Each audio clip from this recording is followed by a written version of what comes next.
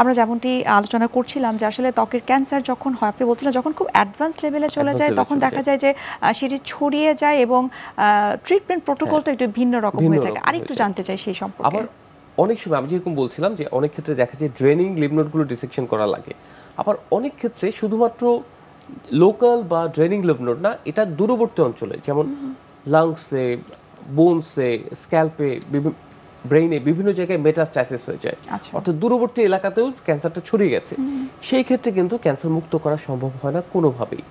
সেই ক্ষেত্রে আমরা দেখা যায় তাকে পেলিয়েশনের কথা চিন্তা করি, ঠিক আছে উনি যতদিন বেঁচে থাকবেন উনি যেন পেইন ফ্রি একটা ভালো জীবন যাপন করতে পারেন, যেটাকে আমরা পেলিয়েটিভ কেয়ার বলে থাকি। Palliative care. তো তখন দেখা যায় শুধুমাত্র রেডিও বা কেমো অথবা যে জায়গায় ঘাটা হয়েছে সেই ঘাটা শুধু আমরা কভার করে আসি, সেটা কিন্তু কখনোই আমরা এটা কিন্তু পারি না যে না ওনাকে ক্যান্সার মুক্ত করে ক্যান্সার থেকে ব্যাক করানো।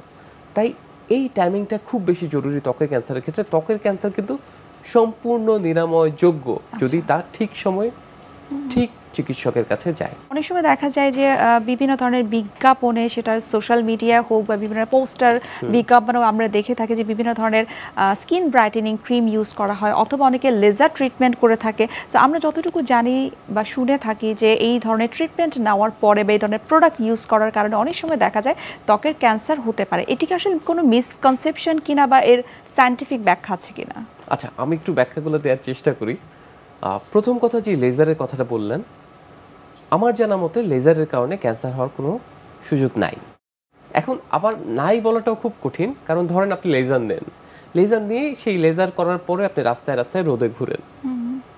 লেজার করা মানে আপনি কিন্তু অলরেডি ত্বকের যে প্রোটেক্টিভ আবরণটা সেটাকে কিন্তু আপনি বার্ন করে এসেছেন, তখন আপনি আবার সূর্যের নিচে ঘুরে বেড়াচ্ছেন ইউভি রেডিয়েশনের কারণে, তখন কিন্তু আপনার ক্যান্সার হতে পারে। তো এই ক্ষেত্রে তো আসলে লেজারকে দোষ দিয়ে লাভ নাই, সেই ক্ষেত্রে আপনার লাইফস্টাইল অথবা তার মানে কি লেজার করার পরে কিছু কিছু বিষয় মেনে চলতে হয়, সেটা একটু জানতে চাই। লেজার করার পরে চেষ্টা করতে হবে প্রথম 28 দিন কোনোভাবেই সূর্যের সরাসরি নিচে না পড়তে, কারণ একটা এপিথেলিয়াম ম্যাচিউর হতে মিনিমাম 28 ডেজ লেগে যায়। আপনি কিন্তু এপিথেলিয়াম বার্ন করে এসেছেন, এই যে লেজার করেছেন, ডার্মিস থেকে নতুন করে একটা আবরণ তৈরি হবে, তাকে তো সময় দিতে হবে। এর মধ্যে আপনি যদি রোদে রোদে ঘুরেন, প্রথম কথা হচ্ছে আপনি কালো হয়ে যাবেন, দ্বিতীয় কথা হচ্ছে ওই যে ইউভি রেডিয়েশন বা আপনার স্কিনের যে প্রোটেকশন লেয়ারটা সেটা কিন্তু আপনার নাই, এবং ইউভি রেগুলো তখন আপনার অনেক বেশি ক্ষতি করবে, এবং এর কারণে যদি ক্যান্সার হয় এটা কিন্তু লেজারের দোষ না।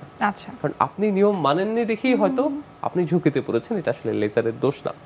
আর দ্বিতীয় কথা হচ্ছে স্কিন ব্রাইটেনিং এর কিন্তু কিছু মেডিকেটেড ওয়ে আছে, অর্থাৎ কিছু ওষুধের মাধ্যমে মেলানোসাইটের যেই সিনথেসিসটা, এই যে মেলানিন প্রোডাকশন করে যে সেলগুলো, তার প্রোডাকশনটাকে কমানো যায় না যে তা না, কিন্তু ওটা মেডিকেটেড ওয়েতে।